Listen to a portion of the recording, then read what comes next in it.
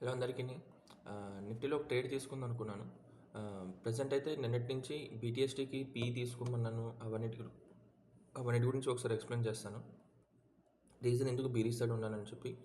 Hire time frame ప్రకారం అయితే కంప్లీట్గా బులిష్లోనే ఉన్నాం. బట్ బులిష్లో ఈ ఎక్స్టర్నల్ లెగ్లో మనం ఇప్పుడు ఇంటర్నల్లో బీరిష్లో ఉన్నాం. సో ఇంటర్నల్లో బీరిష్ ఉంటే ఎక్కడి వరకు బీరిష్ అయ్యే వరకు అవకాశం చూసుకుంటే మనం ఈ కంప్లీట్ ఒక లెగ్ని చూసుకుంటే ప్రీమియం డిస్కౌంట్ పెట్టుకున్నాం.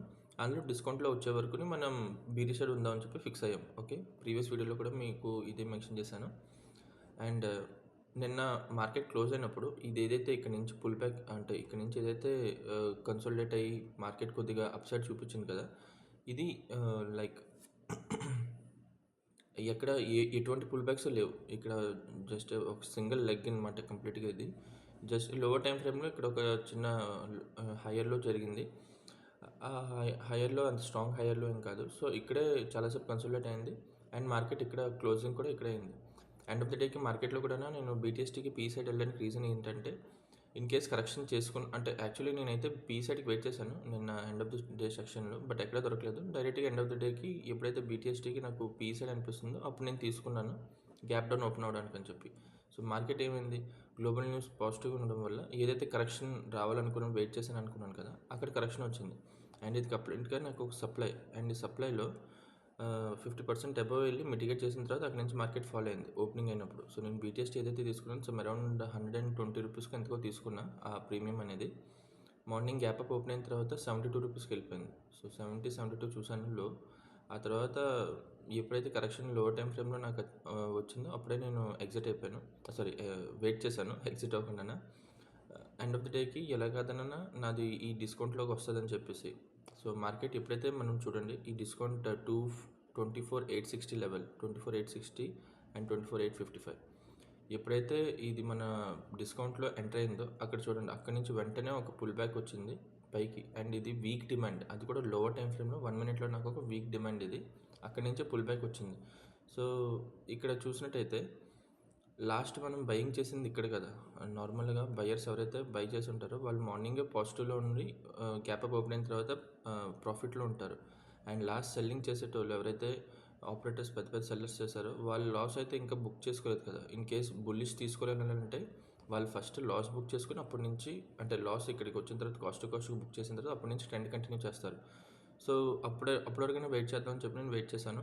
ఎండ్ ఆఫ్ ద డేకి మార్కెట్ ఎప్పుడైతే కిందకు వచ్చిన తర్వాత లాస్ ఇక్కడే బుక్ చేయాలి. బుక్ చేసిన తర్వాత పుల్ బ్యాక్ రావాలి కదా. లోవర్ టైం ఫ్రేమ్లో కూడా ఎక్కడ ఏ లెగ్ బ్రేక్ అవ్వలేదు. అండ్ అక్కడి నుంచి మార్కెట్ మళ్ళీ ఎప్పుడైతే బయింగ్ సైడ్ది నిన్నటి క్లోజింగ్ పాయింట్ లో బ్రేక్ చేసిందో నాకు ఒక నమ్మకం ఉండేది ఏంటంటే మళ్ళీ ఇంక ఈరోజు కంటిన్యూ చేస్తుంది సెల్లింగ్ సైడ్కి అని చెప్పి.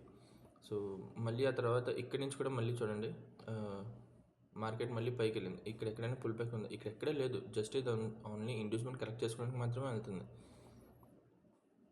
సో వెళ్ళిన తర్వాత మళ్ళీ ఈ లాస్ట్ ఎవరైతే ఇక్కడ బయింగ్ చేశారో అక్కడ నుంచి వాళ్ళ లాస్ కూడా కట్ చేసిన తర్వాత మళ్ళీ ఆపరేటర్స్ కంటిన్యూ చేశారు. సో ఇక్కడ కూడా చూడండి లాస్ట్ బయింగ్ చేసింది ఎక్కడ ఉంది, ఇక్కడ ఉంది. అండ్ అక్కడ నుంచి ఒకసారికి పైనకి సెల్లింగ్ వచ్చింది, కంప్లీట్గా కిందకి వెళ్ళిపోయింది. అండ్ మనం ఇప్పుడు డిస్కౌంట్లో ఉండడం వల్ల మాత్రమే ఒక ఇండ్యూస్మెంట్ వీక్ డిమాండ్ నుంచి మార్కెట్ అనేది పైకి వెళ్ళింది. సో ఈ వీక్ డిమాండ్లో కూడా మినిమం ఒక 50% లెవెల్ కింద నుంచి వెళ్ళుంటే నేను పైకి తీసుకుందాను. బట్ ఇక్కడ నుంచి ఎక్కడ రాలేదు.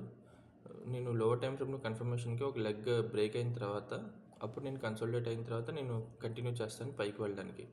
సో ఈ బుల్లి సైడ్కి ఏదైనా వెళ్తే నేను చెప్తాను.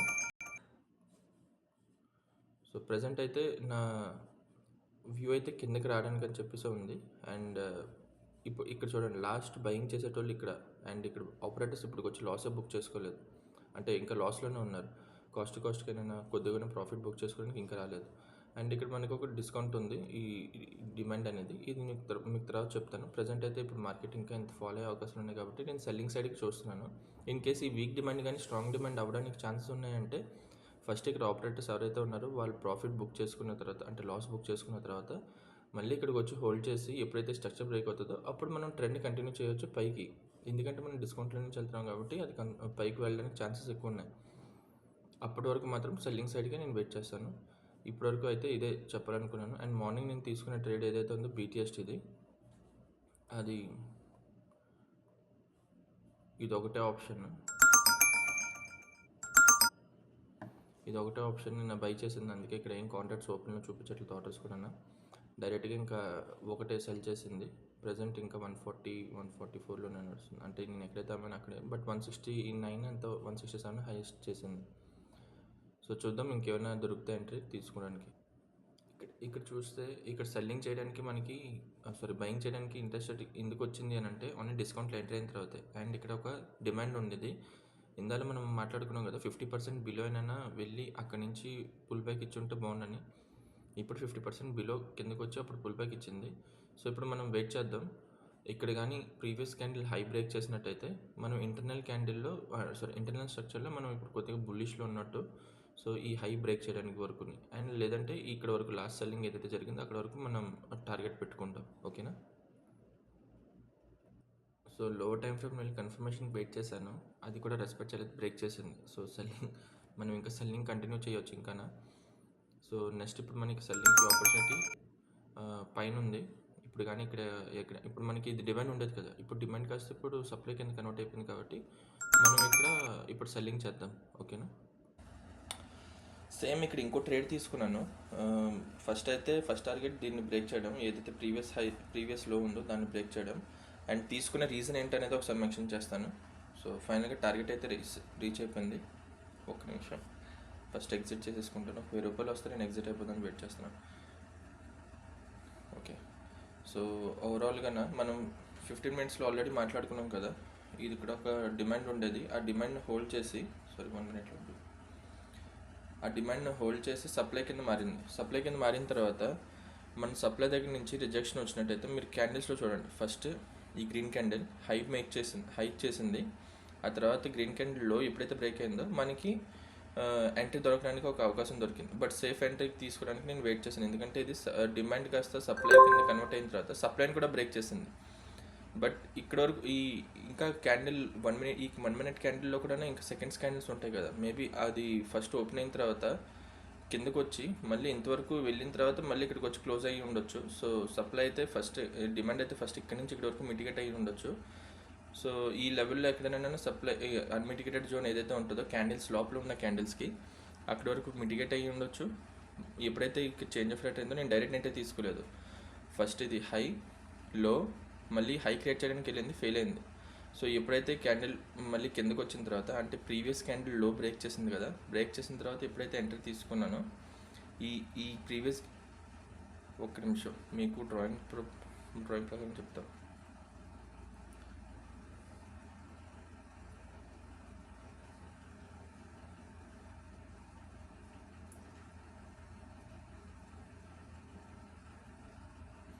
ఇది చూడండి, ఇది లో పాయింట్, ఇక్కడ నుంచి ఇది మన లో పాయింట్, ఇక్కడ నుంచి హై క్రియేట్ చేసింది. ఆ తర్వాత లాస్ట్ హై ఎక్కడుంది, ఈ క్యాండిల్లో లో ఉంది. ఆ తర్వాత మళ్ళీ హై క్రియేట్ చేయడం మానేసి మళ్ళీ బ్రేక్ చేసింది. సో ఒక విధంగా హై లో మళ్ళీ లోవర్ హై క్రియేట్ చేసింది, లోవర్ లో అయిపోయింది. మళ్ళీ ఆ తర్వాత ఎప్పుడైతే మార్కెట్ పైకి వెళ్ళిందో అప్పుడు అది మళ్ళీ కొత్త హైయర్ హై క్రియేట్ చేయడానికి ఫెయిల్ అయ్యి మళ్ళీ ఎప్పుడైతే ఈ ప్రీవియస్ రెడ్ క్యాండిల్ లో బ్రేక్ అయిందో నేను అక్కడ ఎంట్రీ తీసుకున్నాను, అంటే ఈ రెడ్ క్యాండిల్లో. అండ్ అక్కడ నుంచి నేను టార్గెట్ అనేది ఫస్ట్ మార్కెట్ ఎక్కడి నుంచి రావట్లేదు కాబట్టి దాన్ని బ్రేక్ చేయడం టార్గెట్ పెట్టుకున్నాను.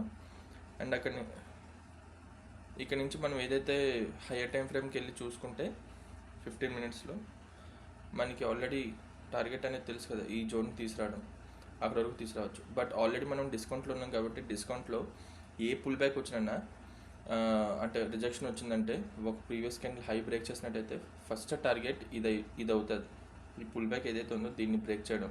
ఎందుకంటే డిస్కౌంట్లో ఎవరు సెల్ చేయాలని ఇంట్రెస్టెడ్ ఉంటారు, బై చేయాలని ఇంట్రెస్టెడ్ ఉంటారు. సో ఎప్పుడైనా ఈ 15 మినిట్స్ క్యాండిల్లో ఏదైనా ఒక హై బ్రేక్ చేసిందంటే,